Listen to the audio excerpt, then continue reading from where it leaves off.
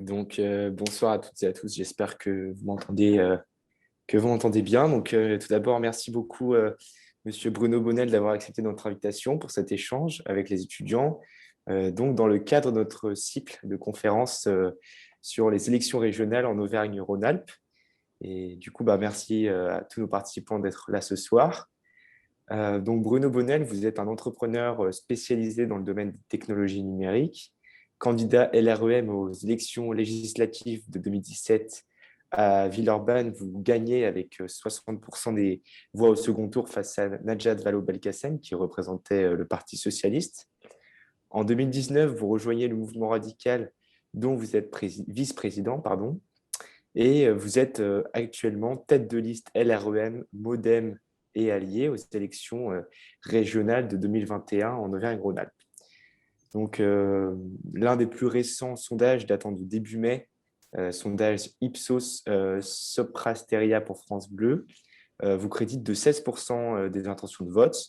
Donc, en troisième position derrière le Rassemblement national de Andrea Cotarac, qui lui est à 19%, et plutôt loin derrière Laurent Wauquiez, qui est seul en tête à 31%. Donc voilà, c'est pour donner un premier ordre d'idée sur vos chances et la manière dont vous allez interpréter ces chiffres. Donc à un peu plus de 2 semaines du lancement des élections. Donc je vais vous laisser une petite vingtaine de minutes pour vous présenter, parler très vaguement de votre programme, de vos ambitions. Et donc, je pose la première question du débat. À quoi ressemblerait la région dirigée par Bruno Bonnel, pardon. Merci beaucoup. Merci. Deux précisions dans votre introduction. La première, c'est que au-delà de représenter et d'être un membre de La République En Marche, j'insiste sur le fait que notre liste, elle regroupe toutes les composantes de la majorité présidentielle et que le hasard de notre calendrier a fait qu'on a annoncé à midi qu'on structurait ça autour d'un pacte, d'une charte qui s'appelait Confluence, parce qu'on l'a annoncé à Lyon. C'est une charte régionale qui veut justement rassembler beaucoup plus largement. Si je précise ça en introduction, c'est pour dire que moi, je suis rentré en politique en 2017. Je n'avais jamais eu de carte à aucun parti. J'avais traditionnellement voté de gauche depuis longtemps, même très jeune d'extrême gauche. Puis j'étais revenu avec l'âge aidant, mais j'ai toujours resté dans ma famille politique. Puis en fait, un jour, je me suis rendu compte que cette famille politique n'avait plus de boussole. Savoir que la seule boussole, c'était l'espèce de qualité qu'on se donnait sur une réglette d'être de gauche, plus à gauche, moins à gauche, ou plus à droite, moins à droite, mais qui n'avait plus vraiment de sens politique à notre action. Et puis, en même temps, étant entrepreneur depuis 40 ans, j'ai constaté qu'on a une évolution sociétale profonde qui a commencé en gros à la fin des années 80, qui est le numérique, au début des années 80, pardon, qui est le numérique, et puis cette prise de conscience écologique, c'est-à-dire de limitation de ressources qui nous poussait à avoir une autre attitude vis-à-vis de l'économie, vis-à-vis de notre manière de vivre, vis-à-vis de nos usages quotidiens. Et du coup, le positionnement de l'homme comme un simple agent économique dans une société, tout comme le positionnement d'ailleurs d'une société, une entreprise, comme un simple agent économique dans l'ensemble de la société, devenait réducteur. Et donc, je me suis engagé en politique sur cette promesse d'Emmanuel Macron de transformation des codes, transformation de la politique, rejet d'une forme de clivage traditionnel pour aller vers un clivage nouveau qui, à mon avis, reflète plus la société, qui est d'un côté, on va appeler ça le progressisme, et de l'autre côté, un relatif conservatisme, même pas relatif, un conservatisme qui soit d'ailleurs d'usage, de méthode, de tradition, ou au contraire un conservatisme de repli sur soi, d'exclusion de l'autre, allant parfois jusqu'à même la haine. Je vous précise ça parce que la région dont je rêve pour notre territoire, c'est, d'abord je la rêve à long terme, je la rêve pour vous qui m'écoutez, c'est-à-dire des jeunes, parce que je la rêve à 30 ans. Moi j'ai 62 ans, dans 30 ans, j'en aurai 92, si je suis encore là, ce que j'espère pour nous tous, surtout pour mes enfants et mes petits-enfants. Ça veut dire que je ne la vivrai plus dans sa vivacité courante. Mais moi, je me rappelle d'il y a 30 ans. Je me rappelle de la région quand elle était en 1990. Quand on voyait émerger l'Internet, j'ai créé Infony, la première connexion Internet grand public. Elle est née à Lyon, elle s'appelait Infony en 1995. C'est moi qui l'ai créée. Je me rappelle aussi que c'était l'émergence, le début de la désindustrialisation. On avait des gouvernements qui nous disaient Thomson, ça vaut 1 euro. On réfléchissait en termes de court terme, il y a 30 ans.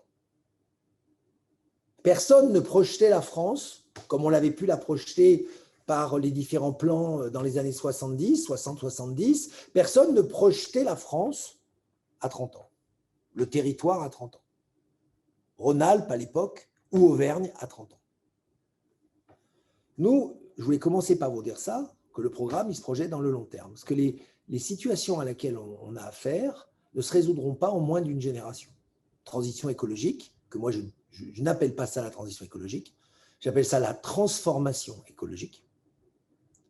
Je l'appelle aussi, dans un petit nom de code que j'aime bien, l'éco-révolution, pour dire que c'est à la fois écologique et numérique. Le vieillissement de la population, qui est un sujet brûlant, parce qu'à 2050, vous aurez besoin de 1 million de personnes pour garder nos anciens dans des conditions dignes à domicile sur notre territoire. Français. Donc il y aura besoin à peu près de 250 000 personnes sur le territoire haut-alpin. La réflexion sur les évolutions de la formation et du travail, avec des vraies révolutions totales des compétences, puisqu'il y aura des nouveaux métiers. La moitié, en gros, des métiers de 2050 ne sont pas encore inventés. Et donc, ça veut dire que si vous n'orientez pas toute la politique dans une perspective long terme, on continuera à traiter des symptômes et pas des causes, et on continuera à faire du changement de pansement, un coup de changement de pansement à gauche, un coup de changement de pansement à droite, alors qu'il faut penser le changement. Donc moi, le modèle de société que j'aimerais pour dans 30 ans, c'est un modèle de savoir, savoir-être et savoir-faire. Savoir, ça veut dire que je vais mettre première vice-présidence de la région devant l'économie, devant la finance, première vice-présidente de la région, la vice-présidence du savoir, qui va regrouper la culture, l'éducation et la formation. Première vice-présidence, principal et plus gros budget, inspirateur de la politique publique, inspirateur de la politique de développement. Savoir-être, c'est qu'aujourd'hui, on voit bien que la violence qui monte, elle est due à des basiques, elle est due à des attitudes, elle est due à du manque de civisme. Et donc, il faut rétablir une forme de civisme, et j'ai proposé que toute la classe des jeunes de 16 ans passe par le service national universel, qui doit être un centre évidemment d'information et d'échange sur le civisme, mais également de prévention sur les addictions, la drogue, l'alcool, les maladies sexuellement transmissibles, le respect également dû au rapport entre les hommes et les femmes, les religions, pourquoi pas de prévention, mais d'information, pour qu'on s'amène à mieux se connaître, que des jeunes qui sont de certaines confessions découvrent ce que sont les autres, qu'il y ait des échanges. Et également un centre d'orientation, pour qu'on puisse détecter à ce moment-là, 16 ans, en plus de ce qui existe déjà, mais qu'on puisse détecter ou ouvrir l'esprit à des alternatives. Ça, c'est le savoir-être. Il se complète par un énorme investissement dans le sport amateur qu'il faudra soutenir, parce qu'on s'aperçoit bien que c'est celui-là qui canalise énormément d'énergie, qui donne un certain sens d'équipe, de performance, de collectif.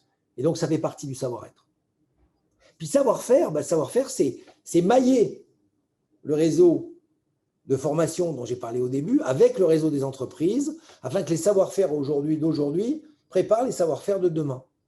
Et donc, d'engager la région dans des révolutions technologiques de type hydrogène, de type énergie décarbonée au sens large, mais également pourquoi pas la réflexion sur des formes différentes d'agriculture, la réflexion sur le plan montagne, sur lequel on sait qu'on a des problématiques de l'eau notamment, et donc d'engager avec nos savoir-faire la région dans des compétences de demain.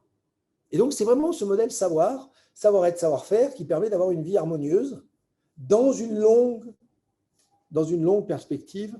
Et moi, je ne serai pas président de la région sur 5 mandats. Je ne vous souhaite pas ça. Je pense qu'à la fin, j'aurai quand même un petit peu du mal au niveau du neurone. Mais par contre, engager la région sur ces voies-là, c'est lui donner de l'élan. Et on est en train de préparer en quelque sorte les 30 glorieuses de la région. C'est ça qu'il faut préparer. Ça ne s'est pas fait en 15 jours. La sortie, en gros, des années de la Deuxième Guerre mondiale, ou la sortie d'après 68, au moment où on avait cette espèce d'élan français où on découvrait des nouvelles choses, et on a appelé ça à l'époque, effectivement, des périodes un peu glorieuses de la France, des périodes d'invention, d'inventivité, des périodes presque d'insouciance, mais des périodes d'élan vers une nouvelle manière de vivre ensemble. Voilà ce que je pourrais vous dire de façon globale. Parce que j'ai été un peu long dans l'introduction, parce qu'après, je vais être un peu plus précis. Parce que moi, ce que je cherche le plus ce soir avec vous, c'est l'interaction, les questions, et que je réponde directement à toutes les interrogations, donc je me tais. Voilà. Merci beaucoup, monsieur Bonnel, pour ce propos introductif. Juste avant de commencer justement les échanges avec le public, je vais me permettre de rappeler les consignes pour tous ceux qui nous écoutent ce soir. Vous avez deux possibilités si vous souhaitez interpeller monsieur Bonnel pour lui poser une question. Soit vous souhaitez directement poser votre question à l'oral. Donc vous avez l'outil réaction en bas de votre écran. Vous pouvez faire lever la main et on vous donnera la parole. Soit sinon, si vous ne souhaitez pas poser la question à l'oral, vous avez le chat. Vous pouvez directement rédiger votre question dans le chat et dans ce cas-là, l'équipe de Place au débat se chargera de la relayer. Donc, du coup, monsieur Bonnel, une première question pour commencer peut-être. Je vais reprendre un peu vos termes. Cette éco-révolution régionale, concrètement, sous votre mandat et peut-être ensuite un peu plus sur le long terme, quelles sont, selon vous, à l'échelle régionale, les priorités? La première des priorités, c'est de réunir les spécialistes de chaque secteur avec, je l'ai déjà dit, donc je vous répète, 20% de jeunes qui sont soit des étudiants, soit des jeunes actifs, mais en tout cas 20% minimum dans ces assemblées de personnes qui ont moins de 25 ans, pour établir ensemble, dans la spécialité demandée, la perspective à long terme et les étapes qu'on veut sur le plan de mandat. Je donne un exemple très concret. On va parler de l'hydrogène, qui est un sujet dont on parle beaucoup. Tout le monde intuite aujourd'hui que l'hydrogène est une piste intéressante de l'énergie de demain. Très compliqué. Pour ceux qui nous écoutent, qui sont peut-être plus techniciens que les autres, on sait que l'hydrogène, déjà, il faut la produire de façon décarbonée. Pour la produire de façon décarbonée, il faut de l'électrolyse. Nous avons dans les Alpes, dans cette région, des grandes compétences en électrolyse. C'est pour ça d'ailleurs qu'on a fait tant d'aluminium dans les Alpes, puisqu'on se servait de l'électrolyse pour travailler la bauxite notamment et générer de l'aluminium. Bon, il y a donc la première partie, générer l'hydrogène décarboné. C'est presque un sujet en soi. Ensuite, il y a la deuxième partie, nous avons une industrie du nucléaire qui a des contraintes de sécurité qui sont telles qu'on a développé des technologies mécaniques de fabrication de tuyaux, de réservoirs, de vannes compliquées, qui pourraient tout à fait transiter vers de la gestion de l'hydrogène. Ensuite, nous avons sur notre territoire des gens comme Michelin à Clermont-Ferrand qui travaillent sur la batterie et sur tout ce qui est moteur à hydrogène. C'est une réflexion intéressante à compléter. Puis, nous avons aussi des gens qui fabriquent des camions, Volvo, et puis toute l'industrie automobile qui a autour, tous les sous-traitants.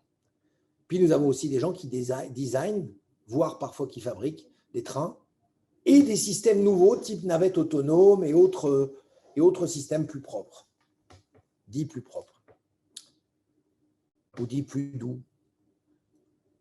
Vous voyez bien que c'est un plan sur 30 ans très compliqué. Donc là, il faut que chacun dans la filière dise « Ok, qu'est-ce qu'on fait sur les 6 premières années ? Qu'est-ce qu'on fait sur les 6 premières ? Qu'est-ce qu'on fait dans le domaine de la génération? Qu'est-ce qu'on fait dans le domaine du stockage? Qu'est-ce qu'on fait dans le domaine de la batterie?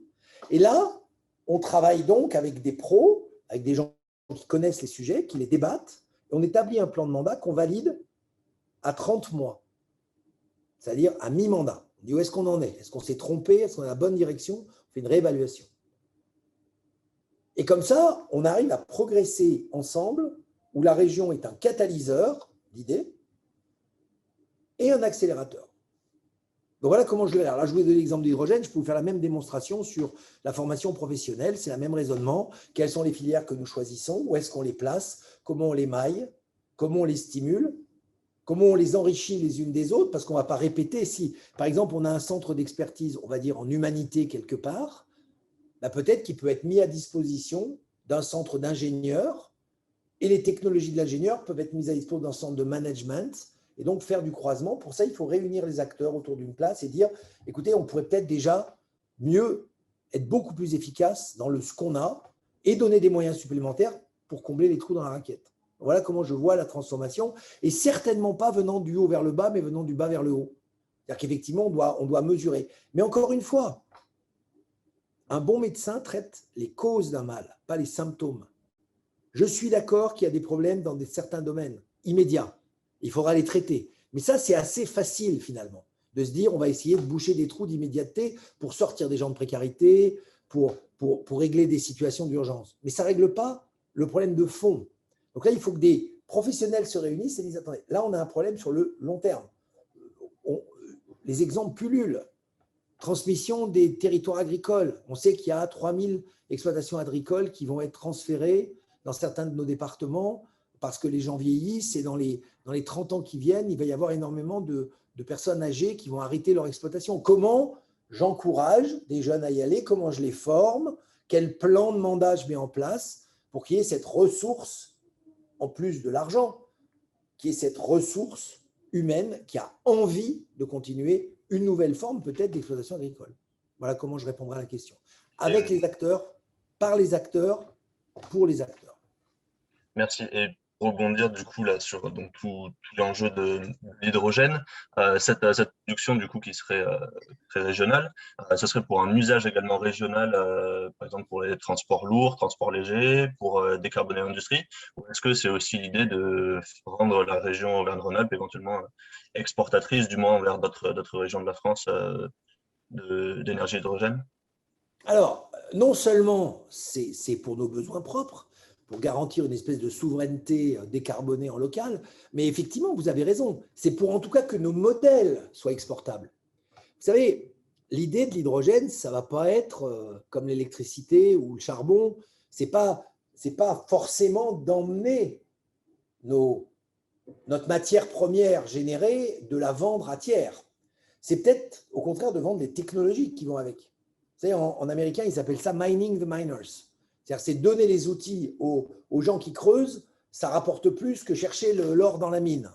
Ben, là, ça veut dire développer des expertises, je vous l'ai dit, dans le domaine du stockage, dans le domaine de la génération d'électrique ou dans le domaine du véhicule, et de l'exporter pour qu'on touche soit des royalties, soit dans certains cas, on vend une partie des produits, une partie des intrants. Mais vous venez de toucher du doigt quelque chose d'important. On développe bien ces expertises pour le développement économique à l'intérieur et hors de la région.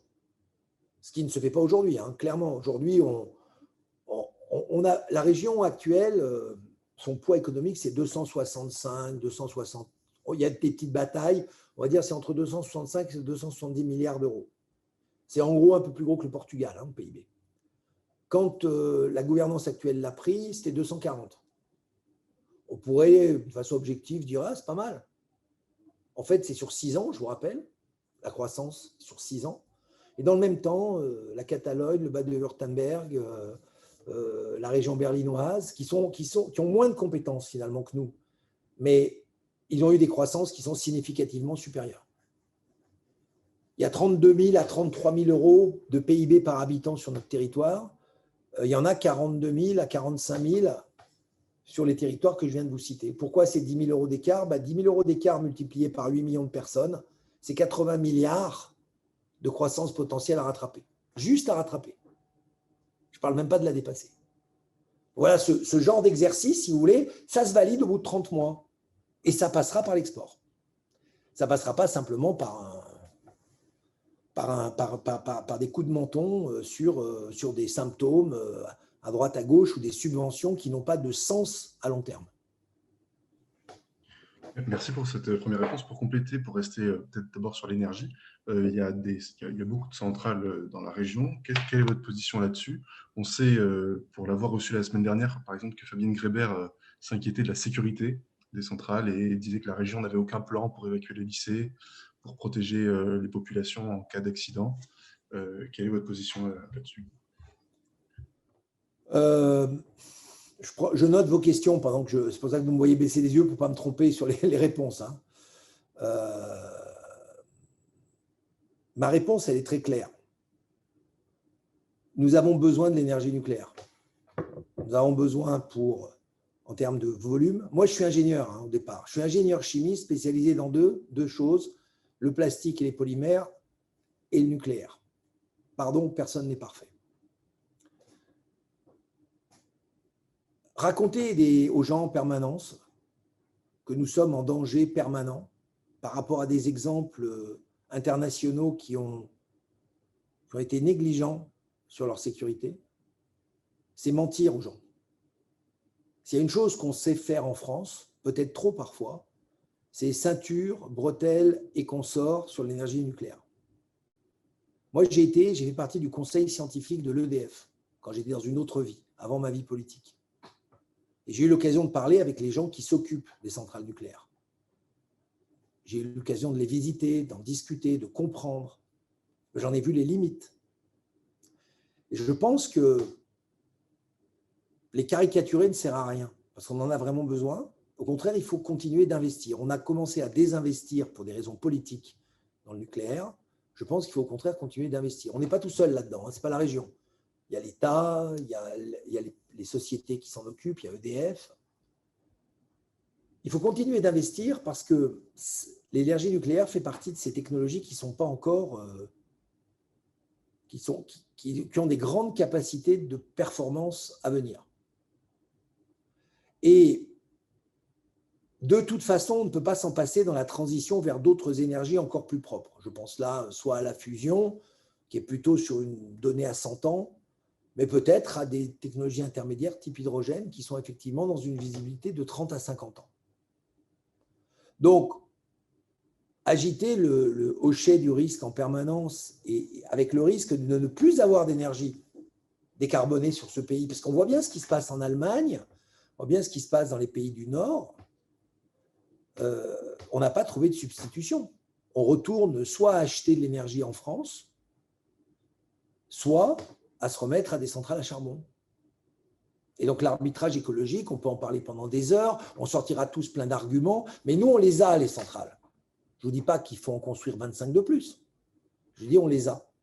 Deuxièmement, il faut en démanteler un certain nombre. On a vu Fessenheim, ça peut développer une vraie compétence, une vraie expertise de maîtrise du démantèlement des centrales à terme. Nous finirons par avoir une centrale à démanteler sur notre territoire. Et il faudra qu'on développe une chaîne de connaissances, les savoirs, les savoir-faire sur le démantèlement nucléaire. Et ça, on sait déjà que dans le monde, sur les 30 ans qui viennent, il y a une centaine de centrales à démanteler.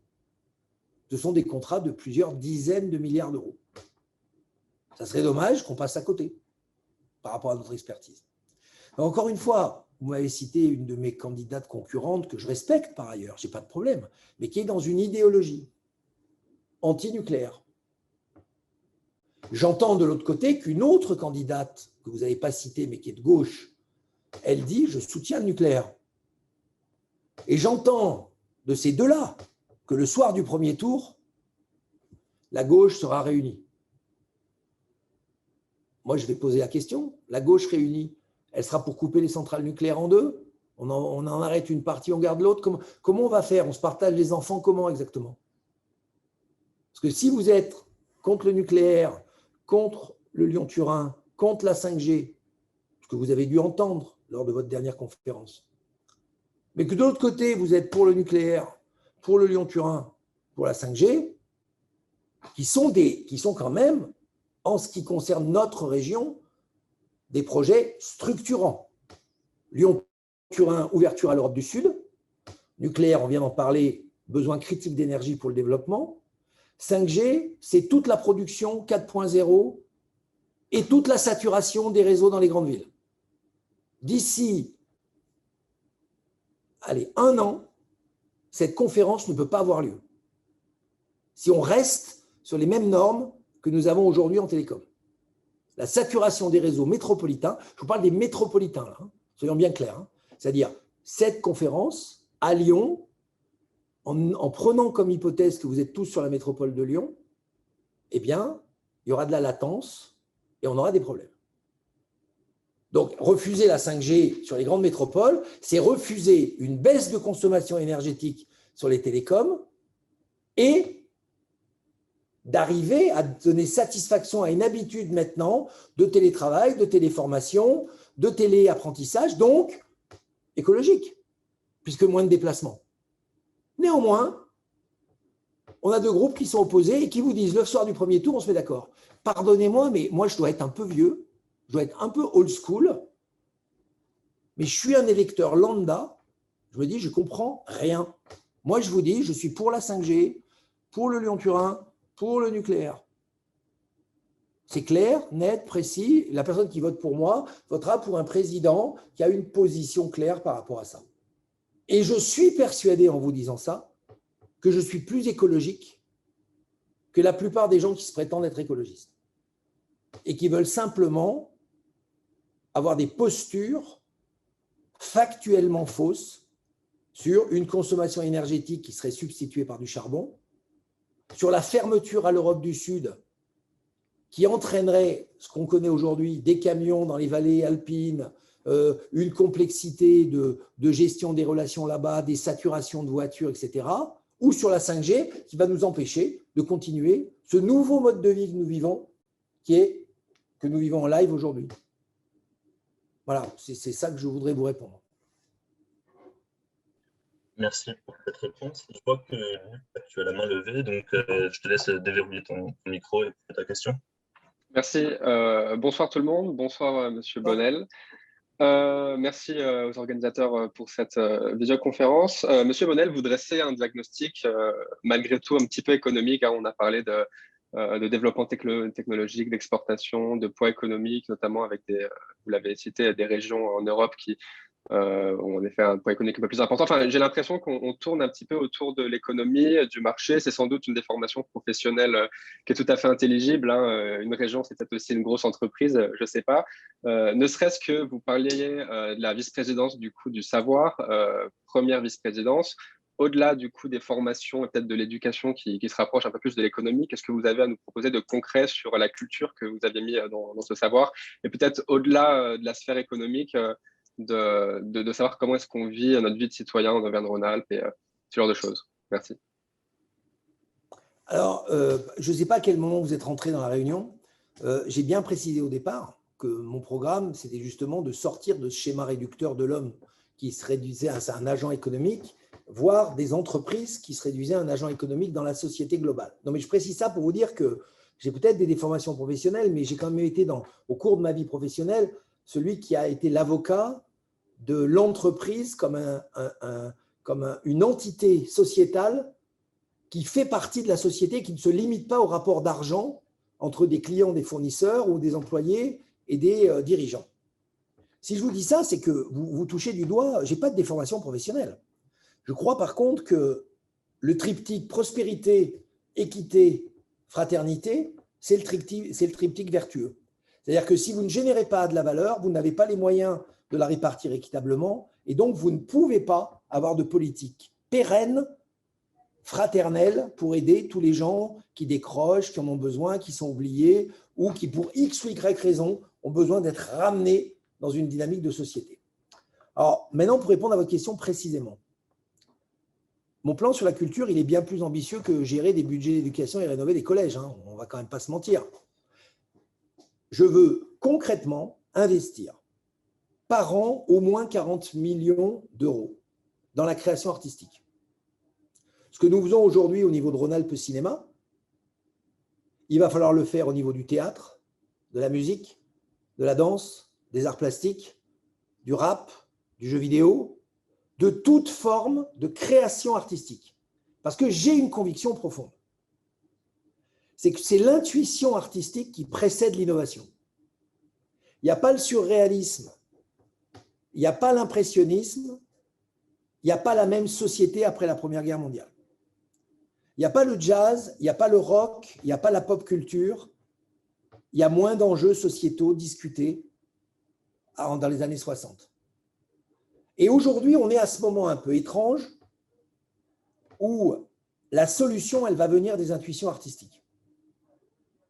Vous savez, quand j'écoute un groupe que peut-être vous avez déjà oublié, mais qui s'appelait Midnight Oil, et qui a fait une chanson, moi je les ai vus aux Jeux Olympiques de 2000 à Sydney, groupe australien, d'un militant écologique qui faisait passer ses messages par la musique. Il a fait plus d'impression sur moi que tous les discours écologiques que j'ai jamais entendus avec The Beds Are Burning. Parce que c'est l'intuition artistique qui précède généralement les tendances de fond. Jean Ferrat, que vous avez tous oublié, disait que le poète avait toujours raison, qu'il voyait au-delà de l'horizon. Ben, c'est exactement ce que je pense. C'est pour ça qu'il faut que la région soit un investisseur et un soutien aux artistes. Ça va attirer des artistes sur notre territoire, toute forme d'artiste, toute forme d'expression. Je ne fais pas de différence entre Carmen et Aya Nakamura, moi, à titre personnel. Je vous dirais que je préfère en écouter une que l'autre, mais ce n'est pas mon problème. Il y a des gens, on voit bien aujourd'hui qu'il y a des codes qui sont variés. Moi, quand j'écoutais les premiers groupes de rock dans ma chambre d'étudiant, mon père détestait ma musique, mais il comprenait que c'était quelque chose dans lequel je trouvais une expression. Donc, je crois que c'est pareil. Donc, pour répondre vraiment à votre question, on ne repeint pas les musées. Ça, ce n'est pas faire de l'investissement dans la culture. C'est un devoir de préserver le patrimoine. Donc, préserver le patrimoine, c'est un dossier. Mais c'est l'investissement dans la culture et dans les artistes qui m'intéresse. Et bien sûr, à côté de ça, il y a les formations, les lycées, les choses qui font partie de notre budget. Mais j'allais presque vous dire, ça fait partie de notre budget de devoir. C'est un nombre d'élèves, ça fait un nombre de lycées. Il faut les penser les plus intelligents possibles parce que ça dure 50 ans un lycée. Donc, il faut les penser les plus connectés possibles, il faut les réinventer. Parfois, il ne faut même pas les rénover, il faut les raser et en mettre un autre à la place. Parce que ça ira plus vite et ça durera plus longtemps. Mais ça, c'est un rapport population-éducation. Le reste, ce qu'il y a dans la boîte, c'est là où il faut investir. Dans la boîte crânienne, pardon. Voilà. Très bien, merci beaucoup. Merci beaucoup pour cette réponse. Concernant les jeunes et plus particulièrement les étudiants, est-ce que vous avez imaginé des dispositifs d'accompagnement pour la jeunesse concernant la dimension sociale, entrepreneuriale pour la sortie de crise du Covid? Et deuxième question, que pensez-vous du revenu jeune proposé par les deux candidats de gauche?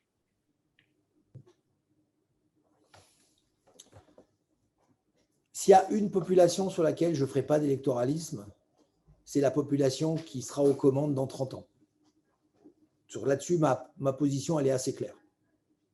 Si la justification à mettre un bulletin de vote dans une urne d'un jeune de votre âge, de vos âges, que je constate aujourd'hui, c'est parce qu'on va vous proposer d'une façon parenthèse, parce que ça ne peut pas durer, parce que ce n'est pas pérenne, des revenus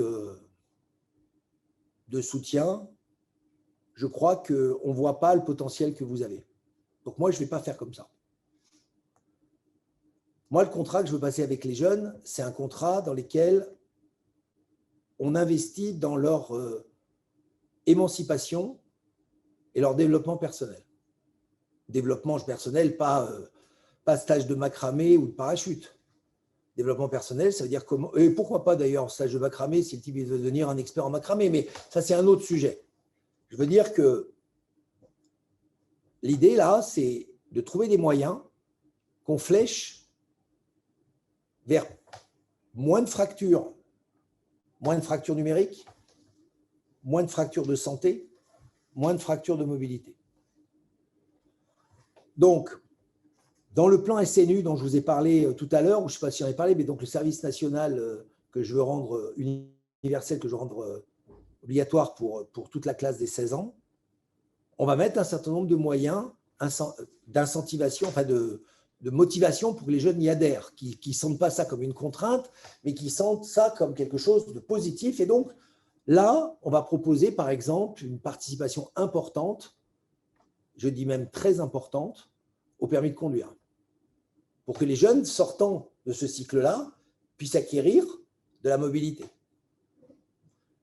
Ou alors, on va leur proposer au contraire de dire, si vous avez une autre option, c'est de dire une participation à découvrir le monde, à s'ouvrir les yeux, et par exemple, aller passer un stage, un temps et un budget adéquat pour le faire sur un territoire européen pour qu'ils découvrent d'autres choses. Et encore une fois, ça participe à leur évolution personnelle, émancipation personnelle. En ce qui concerne les étudiants, il y a deux choses. Il faut traiter les étudiants en grande précarité. Ce n'est pas un débat. Mais là, il y a des systèmes qui existent aujourd'hui, qu'il faut améliorer, qu'il faut conforter, qu'il faut rationaliser. On a déjà eu des débats sur les relations entre la région et le Crous. Est-ce qu'il faut abonder? Est-ce qu'il faut substituer? Tout ça, j'allais dire, c'est de la technique administrative dont il faut améliorer l'efficacité. On est tout à fait conscient que ça ne marche pas et qu'il faut l'améliorer. Par contre, en ce qui concerne les revenus pour les jeunes, l'idée, c'est de proposer des outils d'émancipation à très bas coût, voire totalement payés. Que ce soit pour les jeunes filles, par exemple, on veut encourager la formation scientifique et technologique. Eh bien, on va mettre en place des bourses pour qu'elles puissent avoir accès d'une façon beaucoup plus économique à ce type de formation, parce qu'on a un déficit dans la région de vocation pour des raisons de coût. Par exemple, j'habite l'Ardèche, je suis une jeune fille, j'ai envie de faire des études scientifiques à Lyon ou à Clermont. Mes parents, malheureusement, n'ont pas les moyens de trouver la solution pour que je sois hébergé, ou etc. Donc oui, on va faire des mécanismes de ce type-là, mais en les fléchant et pas en les mettant dans une espèce d'absolu de rémunération au prétexte qu'on est jeune. Parce que chaque cas de jeune est différent. D'ailleurs, moi, je ne vous appelle pas les jeunes. Je vous appelle la génération qui sera aux commandes dans 30 ans. Donc, je dois vous donner les moyens, non pas de vous donner un poisson en disant « c'est bon, vous savez, maintenant vous pouvez manger », mais de vous apprendre à pêcher. En tout cas, pas vous apprendre, vous donner les clés pour que vous appreniez à pêcher. Parce que je pense qu'à ce moment-là de l'histoire, les méthodes d'apprentissage vont changer, les méthodes d'acquisition vont changer, et chacun va se faire un petit peu son Waze des connaissances. Il va avoir une direction, il va avoir un cap, mais il va le chercher peut-être en l'optimisant. Et nous, on doit être dans ce parcours-là. Donc, il faut, encore une fois, réunir en début de mandat un certain nombre de représentants de ces étudiants, leur dire qu'est-ce qu'on fait sur le long terme, qu'est-ce qu'on fait sur le mandat. Et pas aller improviser des sommes qui seront soit jamais assez, soit trop, parce qu'elles se dilueront dans des besoins qui finalement pourraient servir à d'autres. C'est mon principe de fraternité. Voilà ce que je pourrais vous répondre là-dessus. Je me permets de vous relancer pour compléter là-dessus. Est-ce que donc vous seriez favorable à une forme de dispositif de discrimination positive pour financer, comme vous l'avez dit, des bourses spécifiquement pour que les jeunes femmes puissent aller vers le numérique, ou on peut imaginer dans d'autres domaines pour que certaines personnes habitant à tel endroit de la région puissent se déplacer dans tel autre ou bénéficier d'une formation? Absolument. Absolument. Alors, j'ai pris cet exemple parce qu'il est significatif. Nous savons au niveau sociétal que nous avons un déficit, que nous voulons un plus grand équilibre dans ce domaine, et nous avons identifié des freins. Celui-là, je l'ai déjà fait parce que j'ai travaillé dessus quand j'étais dans d'autres secteurs de ma vie professionnelle. Donc, celui-là, je vous le propose. S'il y en a d'autres, qui peuvent être des limitations de mobilité, qui peuvent être des limitations de logement, oui, il faut trouver les solutions pour qu'on puisse accueillir des jeunes qui vont d'un endroit à un autre, pour qu'ils puissent être hébergés, etc. Mais aller faire des promesses génériques me paraît nier ce que vous êtes, ce que votre génération est. Moi, je rencontre énormément, entre guillemets, de jeunes qui sont en fait des gens qui sont sur le chemin de la vie. Il n'y en a pas deux qui ont les mêmes envies. Il y en a qui veulent voyager, il y en a qui ne veulent pas voyager. Il y en a qui veulent étudier d'une certaine manière, qui ont des moyens pour ça, mais pas de moyens de transport. Il y en a qui disent, moi, je ne peux pas me payer le permis de conduire. Si j'avais le permis de conduire, je pourrais faire autre chose. Donc, nous, on doit être dans l'adaptation à ces systèmes et pas dans la délégation de budget en disant, allez-y. Ce n'est pas qu'on veut déresponsabiliser les gens. C'est que ça rentre dans cette logique de développer le savoir-être et le savoir-faire. Et moi, je crois que c'est important d'aller dans cette direction-là. J'ai soutenu, par exemple, le pass culture du gouvernement pour cette raison-là. Je trouvais que c'était intelligent de l'orienter vers la découverte culturelle, quelle qu'elle soit. Le pass culture, on peut aller au cinéma, on peut acheter un jeu vidéo, on peut aller se payer une expo. À 18 ans, on vous dit, on vous ouvre les portes de la culture. Ça ne suffit pas. Mais c'est en tout cas ce fléchage que je trouve intéressant. Et moi, je préfère qu'on discute avec vous, avec des représentants de l'ensemble de cette génération, et qu'on dise, bon, comment on fait? Qu'est-ce qui est intéressant vraiment, dans le concret, dans le quotidien? Mesure intelligente, qui n'est pas de moi, mais qui a été une mesure intelligente de la métropole de Lyon, c'était la participation à l'achat de vélos électriques. C'est une mesure intelligente. Mais moi, je l'aurais différenciée. Je n'aurais pas dit je la fais égalitaire. J'aurais dit je préfère payer un vélo à des gens qui n'en ont pas les moyens de se le payer et donc de le faire sur des autres critères parce qu'une autre personne n'aurait pas forcément eu besoin des quelques centaines d'euros qu'on donnait à tout le monde. Donc là, c'est cette affectation-là que je veux faire. La fraternité, ce n'est pas forcément faire la même mesure pour tout le monde, y compris pour votre génération. Merci, je vais laisser Lucas. Juste finir là-dessus, pardon, une phrase de plus. N'attendez pas de moi que je traite tous les jeunes en misérabilisme. J'ai beaucoup de compassion comme tous les hommes politiques. Et je suis le premier à vous dire que j'ai vu des situations dramatiques et que pendant la crise du Covid, en tant que député de la République, sans que ça se sache, sans qu'il y ait publicité, j'ai été le premier à mettre en place un système avec les associations qui s'en occupent de distribution de nourriture aux étudiants qui en avaient besoin, notamment les étudiants étrangers. Mais je me suis aussi rendu compte, et heureusement, que c'était une portion de cette génération. Heureusement. Donc, je n'avais pas généralisé une mesure dramatisant tous les étudiants. Il faut s'occuper des urgences. Il faut vraiment s'en occuper, concrètement, discrètement même. Ce n'est pas une question de publicité. Et derrière, dire, donnons les moyens à cette génération de poursuivre l'élan dans lequel leur dynamique naturelle les entraîne. Et c'est pour ça que je vous parle de savoir, savoir-être, savoir-faire. Et que je ne compense pas, je ne bouge pas les trous en disant ils sont tous pareils, ils ont tous besoin d'un revenu de base, je ne sais pas quoi. Il y a des cas qu'il faut analyser un par un, c'est long, c'est compliqué. Les technologies aujourd'hui le permettent. Il y a beaucoup de déclaratifs dans les choses que je veux faire, sur lesquels on va vouloir regarder comment les gens déclarent leurs besoins, et puis ensuite on travaille. Moi, en tant qu'étudiant, je suis d'une autre génération de vous, j'ai eu de la chance. On trouvait facilement des jobs, on trouvait facilement de quoi compléter un petit peu son boulot. On bossait, etc. Aujourd'hui, c'est beaucoup plus compliqué avec la crise du Covid, encore plus. Donc, on doit compenser. Mais on ne doit pas définitivement abandonner l'idée de l'émancipation. Merci beaucoup. Je vais donner la parole à Lucas, du coup. Merci. La transition est toute trouvée parce que ma question était également sur les jeunes et puis l'emploi. Je viens de voir que l'Union européenne vient de sortir les chiffres du chômage de la jeunesse en Europe pour avril 2021 et en France, il s'élevait à 19,5%, sachant que c'est des chiffres qui sont pré-Covid et on est certain qu'ils vont augmenter pour les mois et les années à venir.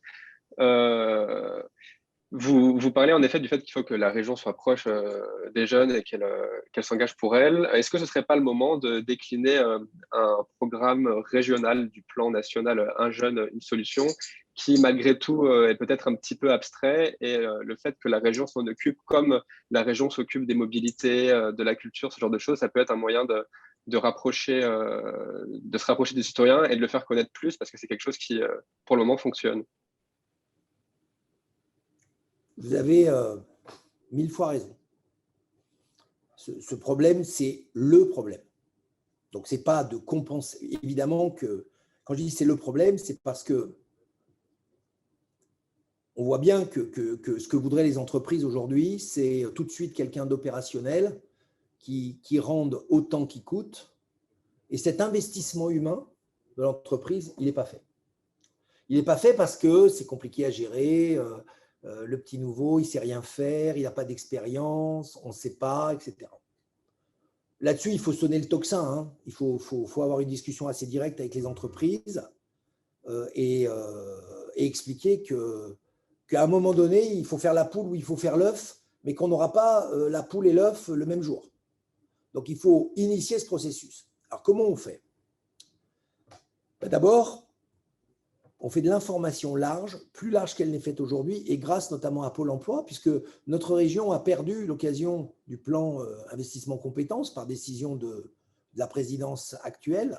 On est la seule région à avoir refusé cette main du gouvernement et cette manne de 1 milliard du gouvernement. Donc, c'est Pôle emploi qui gère. Bon, déjà, mettre en phase les 350 000 demandes d'emploi qui sont sur notre territoire oralpin par rapport à toutes ces personnes qui cherchent du travail que vous évoquez, et notamment la jeunesse. Ça ne suffira pas. Après, chercher à raccommoder les compétences. Et c'est pour ça que je vous parlais tout à l'heure de modèle de savoir, c'est-à-dire d'accélérer la formation de ces jeunes avec leur prise de conscience ou leur acceptation qu'ils peuvent s'exprimer dans des métiers différents de ce qu'ils avaient prévu au départ, ou des formations différentes. Je pense que le temps de la réinvention permanente, c'est votre génération. Moi, j'en suis à 4 ou 5 métiers. Ça sera la norme probablement de beaucoup de gens demain, qui changeront d'évolution. Donc, avoir cette idée, comme un médecin, de se former en permanence. Et étant donné qu'on ne peut pas tout baser sur la confiance, de mettre en place des moyens économiques, et là, on a des budgets qui peuvent être, encore une fois, fléchés, aux entreprises qui font ces décisions, qui choisissent en fait de prendre des jeunes. Alors ça peut prendre plein de formes. Soit un soutien à l'installation quand la personne déménage, du type si je veux aller travailler à l'autre bout du territoire, j'ai besoin de m'installer, il y a des coûts d'installation, c'est compliqué, il faut que je le gère. Soit des aides à la mobilité, quand c'est moins loin et que ça peut faire des allers-retours. Encore une fois, c'est toutes les aides périphériques qui permettent d'économiser sur un budget. Ça, c'est le côté de l'employé. Et côté de l'employeur, c'est rappeler aux entreprises qui feront ces efforts que nous sommes un énorme client potentiel pour toutes ces entreprises. La région a un budget de 4, milliards d'euros et ces besoins sont excessivement diversifiés. Il est évident qu'on regardera au niveau des appels d'offres avec beaucoup d'attention les entreprises qui auront joué le jeu en intégrant des jeunes. Et je pense que c'est une méthode beaucoup plus efficace que donner 1000 balles à une entreprise pour qu'elle prenne un jeune. Même si ce 1000 balles, c'est 5000. Savoir que sur des gros appels d'offres, sur du développement économique, sur la capacité à faire du name and shame, la région est d'un côté ou de l'autre du choix de l'entreprise, ça peut soudainement motiver des gens à dire ça peut être quelque chose d'intéressant. Et si je le dis parce que ça ne sera pas une question de préférence régionale. Ce sera une question de mettre des critères dans les appels d'offres d'engagement sociétal de la société, de l'entreprise, je veux dire, d'engagement sociétal de l'entreprise. C'est-à-dire de dire, oui, nous voulons participer à l'élan politique de notre territoire. Parce qu'on ne peut pas vouloir le beurre, le prix du beurre et la fermière. Si on veut être soutenu par la région, si on veut se développer dans la région, mais qu'on ne veut pas soutenir les forces vives de la région, ça ne va pas marcher. Donc, côté employé, aide à l'installation, ouverture d'esprit, aide à la réinvention d'une formation particulière, aucun problème. Côté employeur, engagement de la société à soutenir ces jeunes. Alors après, il y a des aménagements. je vais me battre, parce que c'est au niveau du gouvernement, mais je pense que là, on a une fenêtre de tir avec la Covid. Je vais me battre pour que la limitation du nombre de stagiaires dans une entreprise explose. Parce que pour le moment, c'est un vrai plafond de verre, très techno, qui ne se justifie pas. Donc, une entreprise qui serait d'accord pour accueillir plus de jeunes, pour les former, je vais essayer de convaincre. Je dis essayer parce que ce n'est pas mon engagement, mais je pense qu'on a un certain poids quand même, psychologique. En ce moment, conjoncturellement, par rapport aux chiffres que vous évoquez post-Covid, même si on le fait sous forme d'une expérimentation territoriale, ce que c'est la proposition que je vais faire au gouvernement, oui, qu'on puisse lever de 1 cran ou de 2 crans le nombre de stagiaires que peut accepter une entreprise, notamment les jeunes entreprises, pour créer une dynamique différente. Voilà, sur l'emploi. Merci pour continuer, comme vous l'avez beaucoup dit. Vous voulez vraiment penser le long terme à l'échelle de la région. Est-ce que vous pensez que ça peut être justement un meilleur cadre pour faire ces transformations progressistes, comme vous l'appelez, plutôt que les réformes structurelles, par exemple, du gouvernement, qui ont pu susciter beaucoup de réactions même violentes et de manifestations. Et justement, qu'est-ce que vous pensez de la proposition de Christian Estrosi de transférer plus de pouvoir aux régions, notamment en faisant un grand pacte avec les collectivités à l'horizon de la prochaine présidentielle?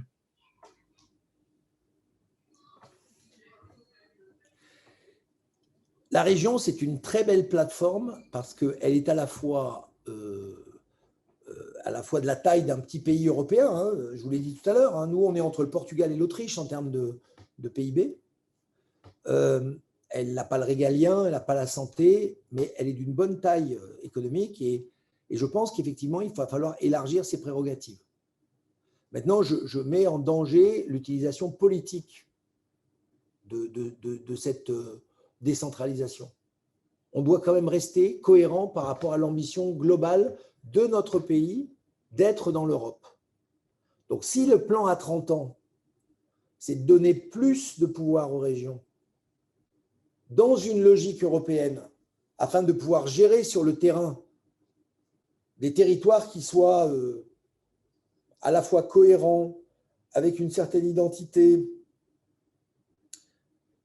qui ont une dynamique de fraternité, comme j'expliquais, dans l'espace européen, moi, je vote des 2 mains.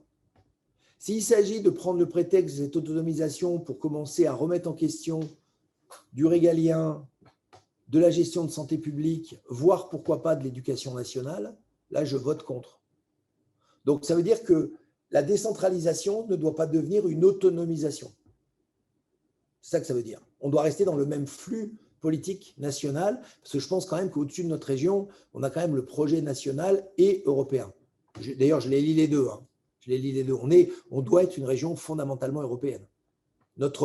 Les combats de demain dont on a parlé, transformation écologique, vieillissement de la population, etc., ce sont des combats continentaux. Ce ne sont pas des combats de pays, et certainement pas de région. Ce sont des gros combats continentaux dans lesquels chacun va amener sa part.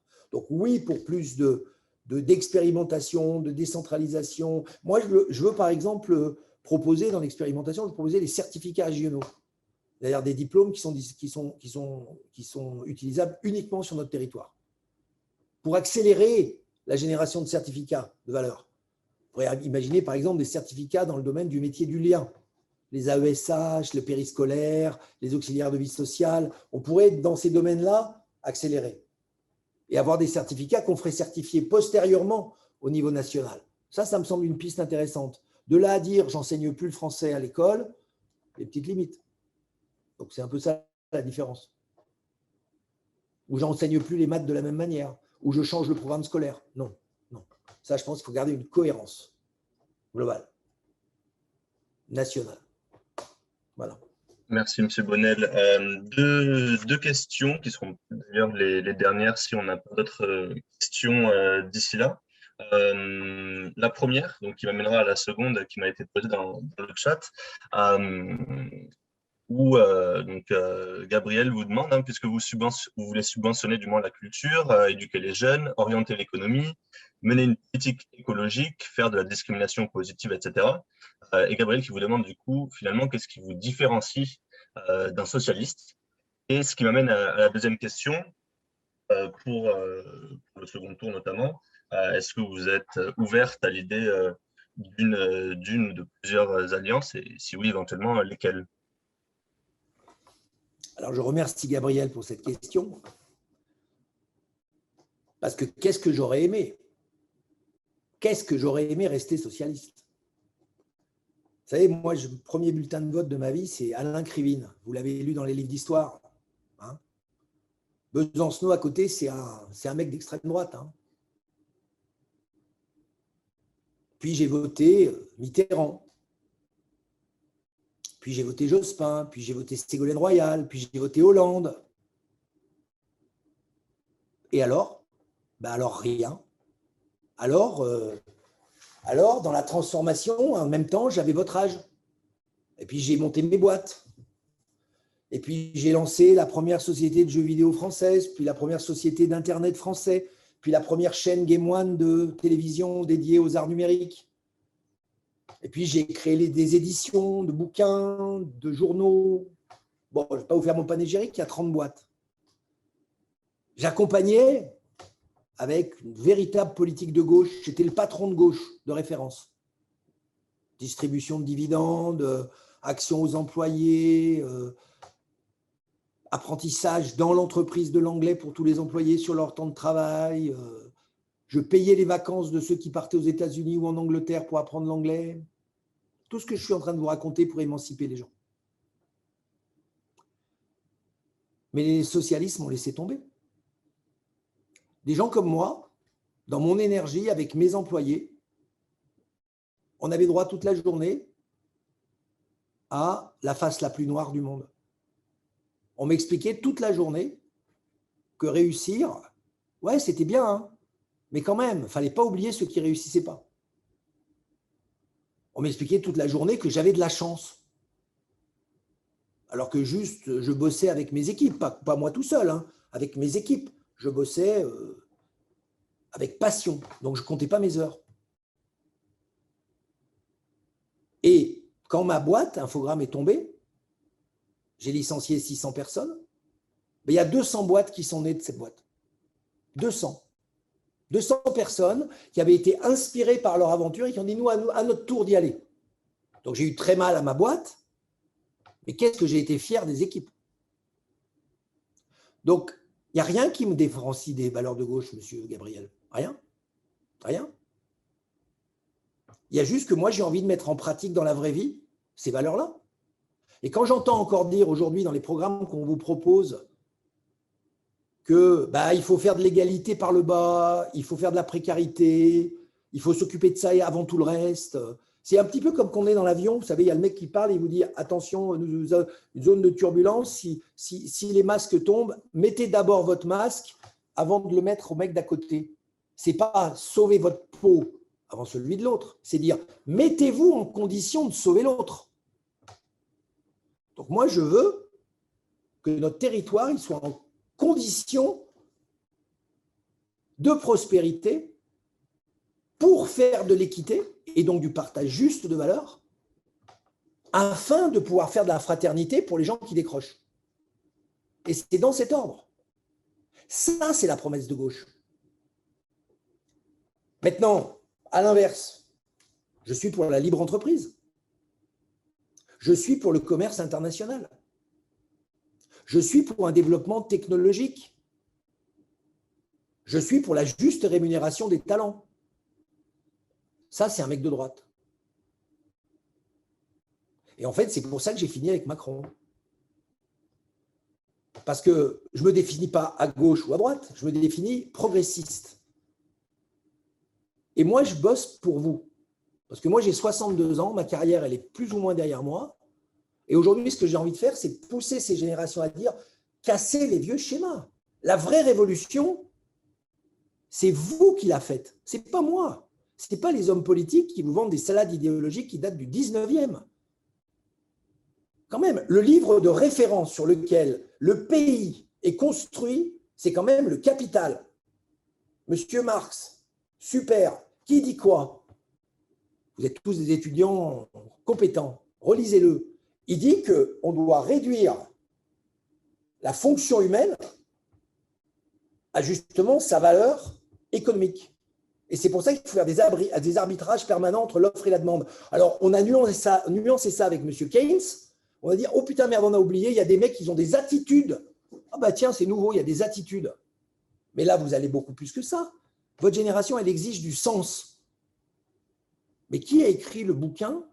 Qui écrira parmi vous le bouquin du capitalisme réinventé par rapport au sens? Allez-y. Mais on ne l'écrira pas en faisant une réédition du Capital. Ça, j'en suis sûr. Ça, c'est fini.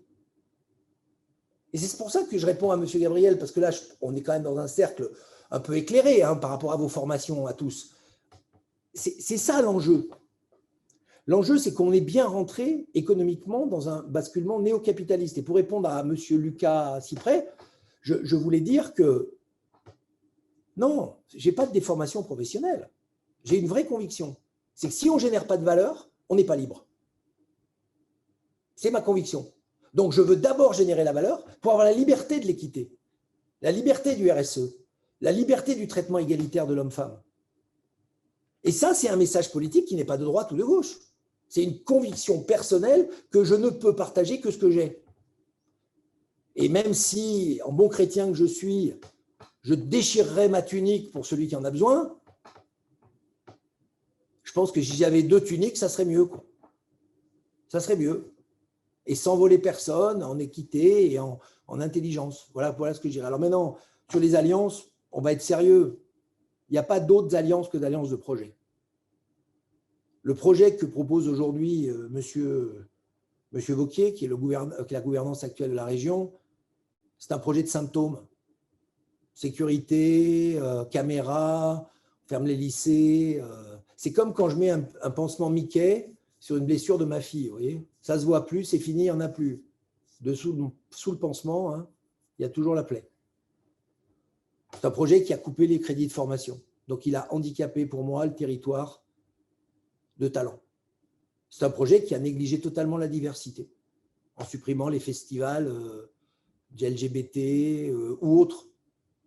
C'est un projet qui est un projet d'exclusion en refusant de prendre position quand M. Pelletier, numéro 2 de son mouvement politique, dit des horreurs en disant que l'extrême droite et eux, finalement, allez, no big deal.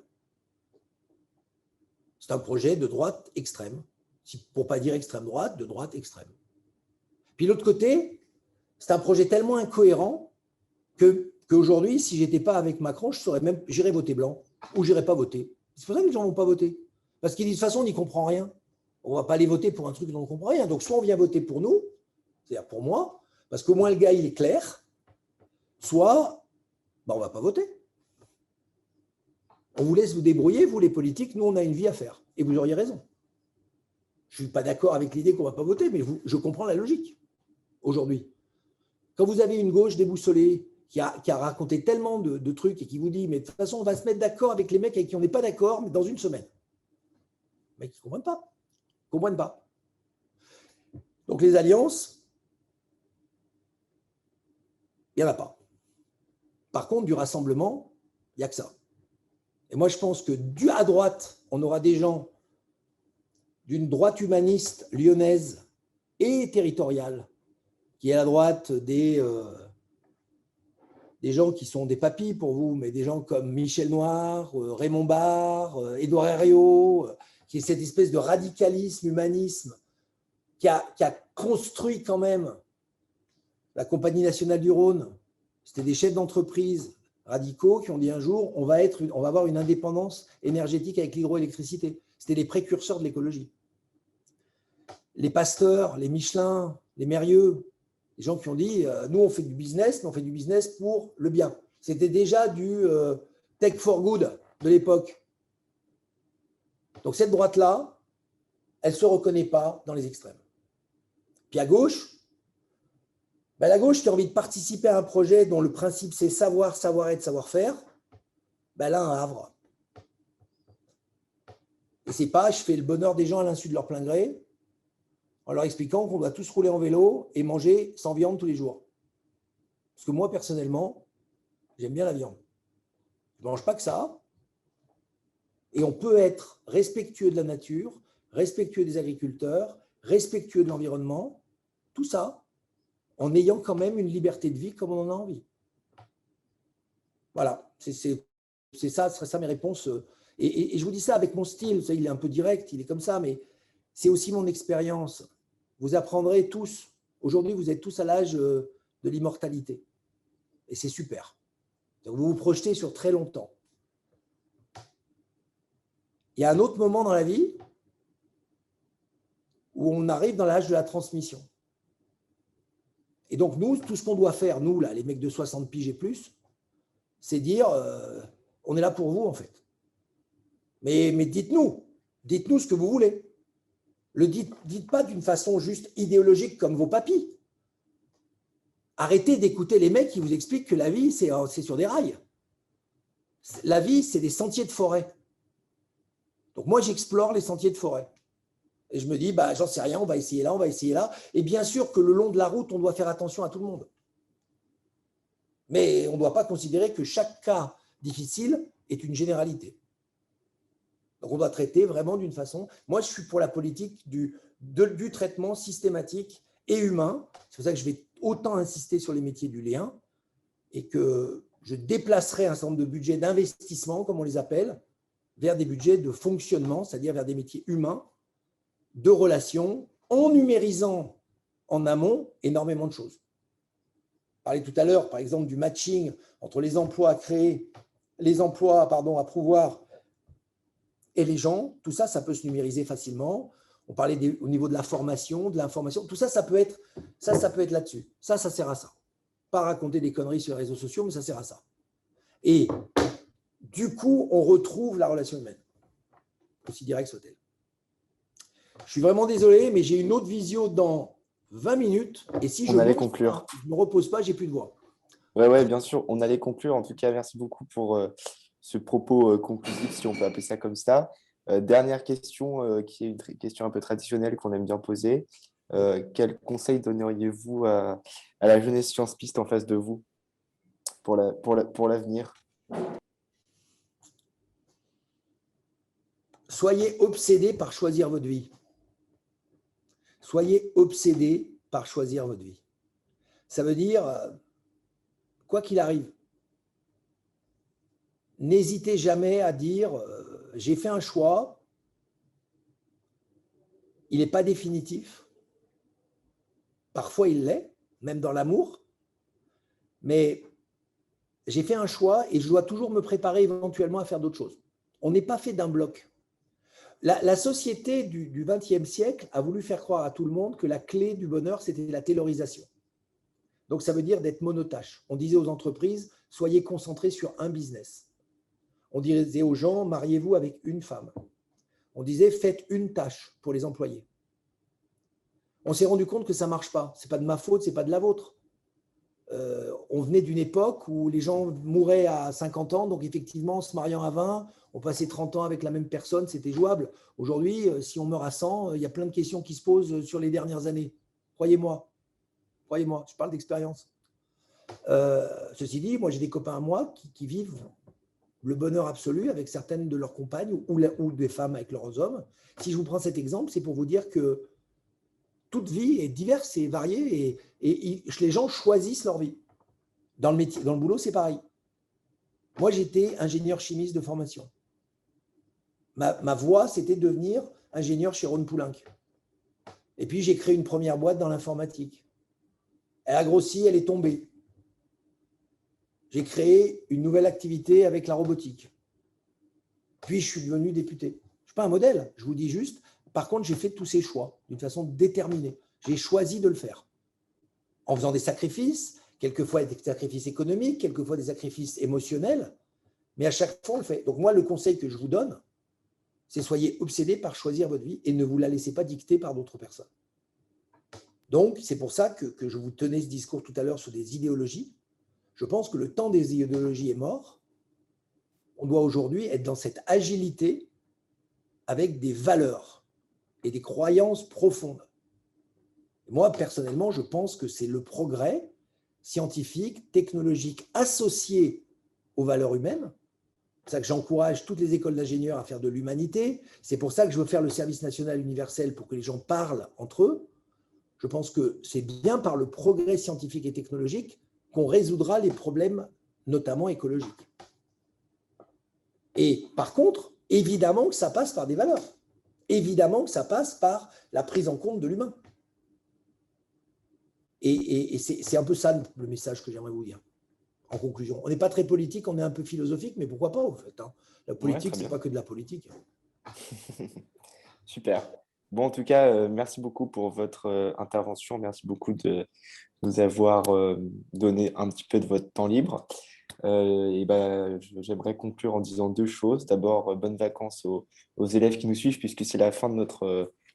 En principe, c'est la fin de notre activité pour cette année scolaire dans l'association Place au Débat. Ça a été une année très riche qui s'est finie sur un magnifique cycle de 4 conférences sur les élections régionales. On aurait adoré confronter les 4 candidats qu'on a reçus dans un amphithéâtre en présentiel. Vous avez plein de chouettes idées et on aurait vraiment aimé que vous les présentiez devant vos opposants politiques.